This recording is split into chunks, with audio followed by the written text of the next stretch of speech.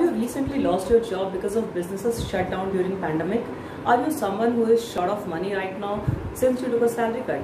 With limited jobs in the market and hundreds of applicants, your job options are limited. So what to do now? This is Jyoti Pandey, a life and career coach. I've helped many people transform the key areas of their life and help them generate revenue at the same time. So now it's time to step out of your comfort zone and work under severe limitations. How?